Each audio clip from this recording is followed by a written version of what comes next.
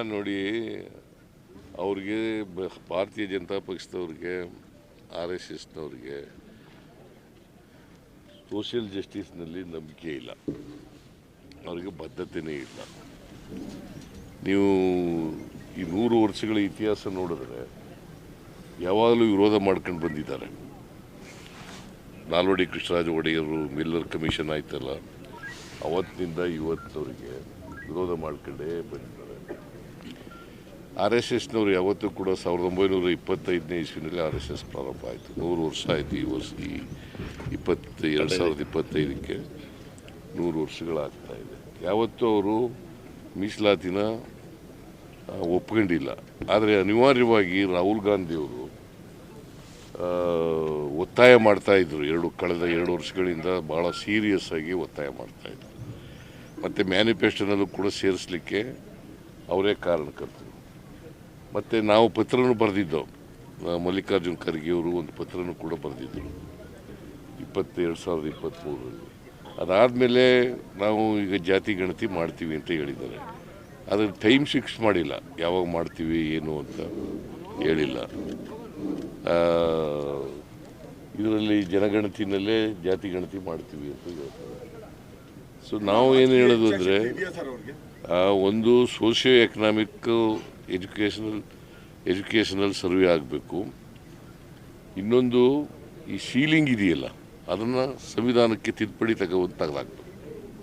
ಯಾಕಂದರೆ ಸುಪ್ರೀಂ ಕೋರ್ಟ್ನವರು ಇಂದಿರಾ ಸಹಾನಿ ಕೇಸ್ನಲ್ಲಿ ಹೇಳ್ಬಿಟ್ಟಿದ್ದಾರೆ, ಡಿವಿಷನ್ ಬೆಂಚು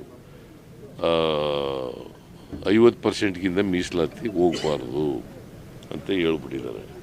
ಈಗ ಮೀಸಲಾತಿ 50% ಆದರೆ ಜನಸಂಖ್ಯೆಗೆ ಅನುಗುಣವಾಗಿ ಮೀಸಲಾತಿ ಕೊಡೋಕ್ಕಾಗಲ್ಲ. ಅದರಿಂದ ಸಾಮಾಜಿಕವಾಗಿ, ಆರ್ಥಿಕವಾಗಿ, ಶೈಕ್ಷಣಿಕವಾಗಿ ಹಿಂದುಳಿದಿರ್ತಕ್ಕಂಥವ್ರು ಅವ್ರಿಗೆಲ್ರಿಗೂ ಕೂಡ ಮೀಸಲಾತಿ ಕೊಡಬೇಕಾಗಿರ್ತಕ್ಕಂಥದ್ದು ಅತ್ಯಂತ ಅನಿವಾರ್ಯ, ಅಗತ್ಯ. ಯಾಕಂತಂದರೆ ಸಮಾಜ ನಿರ್ಮಾಣ ಮಾಡಬೇಕಾದ್ರೆ ಎಲ್ಲರೂ ಆರ್ಥಿಕವಾಗಿ, ಸಾಮಾಜಿಕವಾಗಿ ಸಬಲರಾದಾಗ ಮಾತ್ರ ಸಮಾಜ ನಿರ್ಮಾಣ ಮಾಡಲಿಕ್ಕೆ ಸಾಧ್ಯ, ಜಾತಿ ಹೋಗಲಿಕ್ಕೆ ಸಾಧ್ಯ ಆಗ್ತದೆ.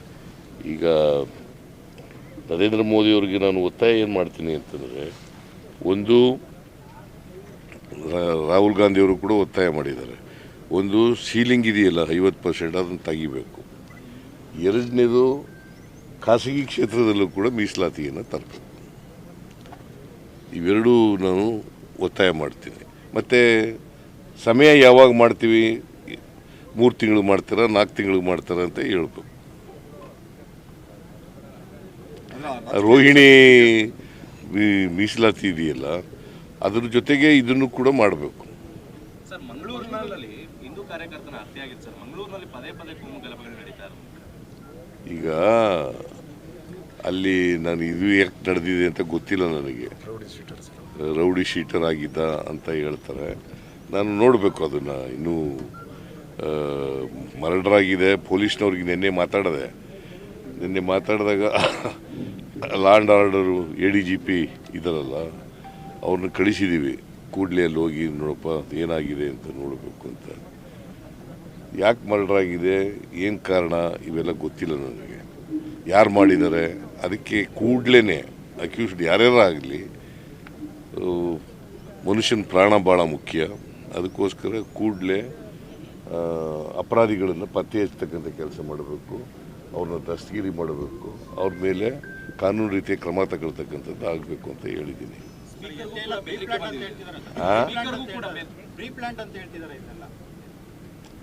ಈಗ ಪ್ರೀ ಪ್ಲ್ಯಾಂಡ್ ಅಲ್ವೋ ಅಂತ ಗೊತ್ತಾಗಬೇಕಲ್ಲಪ್ಪ ನಮಗೆ. ಇದು ವಿಚಾರ ಗೊತ್ತಿಲ್ಲ. ಇನ್ನು ಇನ್ವೆಸ್ಟಿಗೇಷನ್ ಆದಮೇಲೆ ಗೊತ್ತಾಗುತ್ತೆ. BJPಯವರು ಯಾವಾಗಲೂ ಇಂಥ ಇನ್ಸಿಡೆಂಟ್ಗಳನ್ನೇ ಹುಡುಕ್ತಾ ಇರ್ತಾರೆ ರಾಜಕೀಯ ಮಾಡಲಿಕ್ಕೆ. ನಾನು BJPಯವ್ರನ್ನ ಯಾವಾಗಲೂ ಕೂಡ ನೋಡಪ್ಪ, ನಾವು ಹಿಂದೂ ಹಾಗಾದರೆ ಈಗ ಒಂದು 15 ಒಂದು ವಾರದ ಹಿಂದೆ ಪಹಲ್ಗಾಮ್ನಲ್ಲಿ ನಡೀತಲ್ಲ, ಅದಕ್ಕೇನು ಏನು ಹೇಳ್ತಾರೆ? ಪ್ರಧಾನಮಂತ್ರಿ ಹೋಗಿದ್ದಾರಾ? 26 ಜನ ಸತ್ತೋದ್ರು. ಉಗ್ರರು ದಾಳಿ ಮಾಡಿ ಅವ್ರ ಮೇಲೆ ಶೂಟ್ ಮಾಡಿದ್ರು. ಪ್ರಧಾನಮಂತ್ರಿ ಹೋದ್ರ? Is it not a failure of the security labs ಅಲ್ವೋ ಇದು? ಅಲ್ಲಿ ನಾನು ಕೇಳಿದೆ, ನಮ್ಮ ಲೀಡ್ರ್ ಒಬ್ಬ ಹೋಗಿದ್ದ ಅಲ್ಲಿಗೆ ಕಾಶ್ಮೀರಕ್ಕೆ. ಅವ್ನು ಕೇಳಿದಾಗ ಒಬ್ಬ ಪೊಲೀಸ್ನವನಿಲ್ಲ, ಒಬ್ಬ ಸೆಕ್ಯೂರಿಟಿಯವನಿಲ್ಲ, ಯಾರೂ ಇಲ್ಲ ಅಂತಂದರೆ ಏನರ್ಥ? ಭಾಳಷ್ಟು ಜನ, ನೂರಾರು ಜನ ಪ್ರವಾಸಿಗರು ಹೋಗ್ತಾರೆ.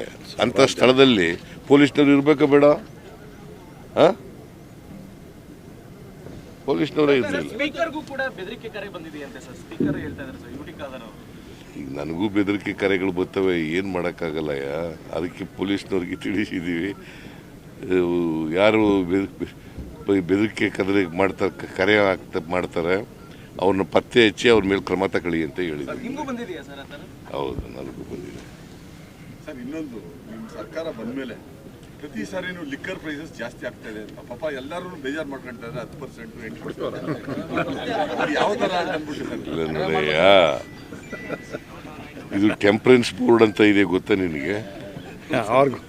ಗೊತ್ತಿಲ್ಲ. ಪೂರ್ಣ ನಿಲ್ಸಾಗಿಲ್ಲ, ಕಡಿಮೆ ಮಾಡಿ ಕುಡಿಯೋದನ್ನ ಅಂತ. ಕಡಿಮೆ ಮಾಡಲಿಕ್ಕೆ ಸ್ವಲ್ಪ ಬೆಲೆ ಜಾಸ್ತಿ ಇರಲಿ.